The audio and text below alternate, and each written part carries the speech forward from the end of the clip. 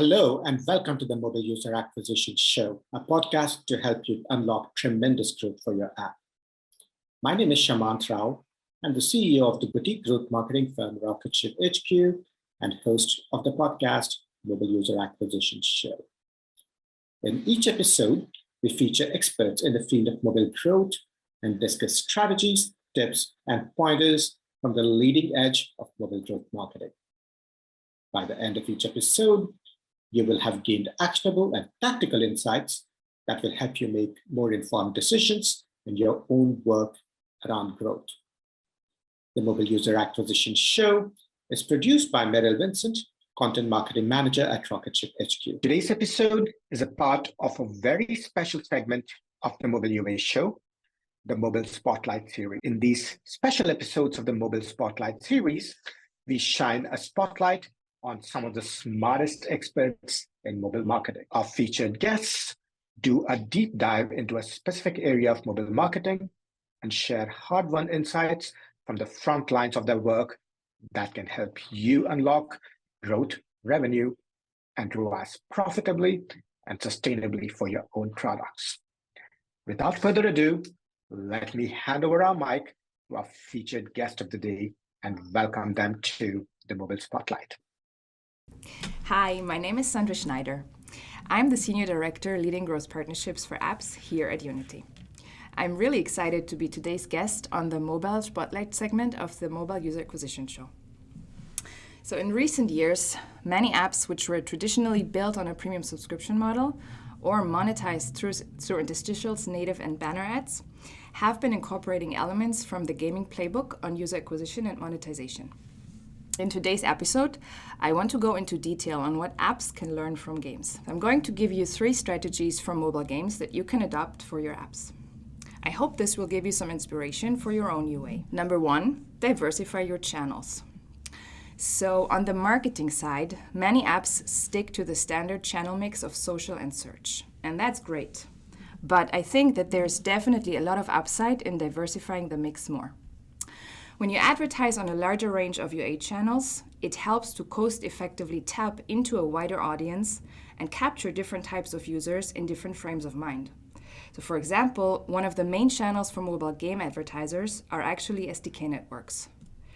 Some experiences in ads inside apps via SDK networks are unique in that they're initiated by the user. The user chooses to watch a rewarded video, for example, in exchange for getting an in-app reward. And this value exchange is unlike any other ad experience, and it creates a win-win situation for every stakeholder involved. It brings benefit to the user who gets the reward, the app publisher who keeps the user engaged and playing for longer, and the advertiser who benefited from someone actively choosing to view their ad versus being interrupted by it. SDK networks give app marketers access to a new and diverse pool of users they can reach throughout high quality and positive ad experiences. So one of the challenges with SDK networks and other channels outside of the classic social search is that on the surface, they seemingly require a lot more work to optimize campaigns and to analyze the data. If social channels are like the black boxes of user acquisition, where the marketing team needs to just trust the algorithm and let it run, SDK networks give a lot more freedom and transparency for optimization. Yet, this requires the skills and the know-how to make it happen. However, this shouldn't be a cause for concern. Some of the SDK networks, like ironSource and Unity networks, offer automated products that help with optimization. So these basically do the manual work of optimizing the CPI, CPA per each source according to the quality of the user that you get. There are also on-device ads which connect advertisers with device owners through partnerships with premium manufacturers and carriers at moments when the device owners are actually highly engaged. And more channels that I don't have time to go into now. So to sum up this tip, diversify your UA channels, specifically to SDK networks, and do look for partners whose technology will allow you to automate as many processes as possible. Number 2, upgrade your creative strategy. My next tip is to upgrade your creative strategy. We're living in a time when UA is heavily automated. Yes, if everyone is benefiting from the same algorithm and optimizations, there are fewer levers available to differentiate. And you certainly don't want to get caught just increasing your bids to stay competitive. So creatives are one of the ways marketers can get an edge on their campaigns. According to our data at Unity, the number of creatives tested per month for many of the larger mobile games can reach into the hundreds. In mobile gaming, we talk about having the winning creatives, which is that 1 or 2 or 3 creatives that overperform again and again. And finding that creative is key. But it's also very hard to find the needle in the haystack. That is why game developers prioritize speed of creative production and testing. And there are many solutions out there that do just that. They allow for fast and efficient production and testing cycles. And in summary, if you use a tool that speeds up your creative production and automate creative testing to a very granular level, you have a higher success rate. It's important for me to point out that following the changes on iOS, granular optimization became a bit more challenging, and I'm sure you're all aware of this, so I'm just going to leave it at that.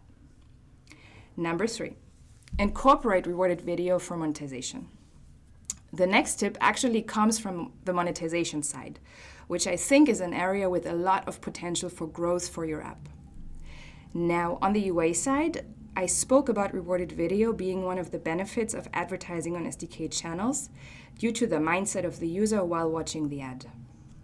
Similarly, it's important to be open-minded about implementing this very ad unit, the rewarded ad, into your app as a source of monetization. And mobile games have shown how sophisticated implementation of some ad formats, such as rewarded video ads, can actually improve retention, increase session length, and encourage users to log in to the app more frequently. But don't worry, for apps that don't have a virtual currency, there are many ways to easily create small rewards that the app's existing content can support.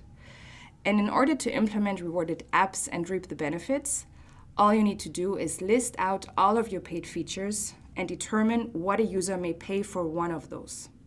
For example, if you're a health and fitness app, you could watch a video or 2 to unlock exclusive content. For an education app, it may be to customize a daily learning plan. For a photo and a video app, watching an ad could give them access to different effects and tools. So there are many possibilities. It comes down to the particular app and its offering. What's important to know is that implementing rewarded video into an app is possible, and it can actually be hugely beneficial. And implemented well, rewarded video can revamp an app's economy so much that it improves the overall LTV of your app.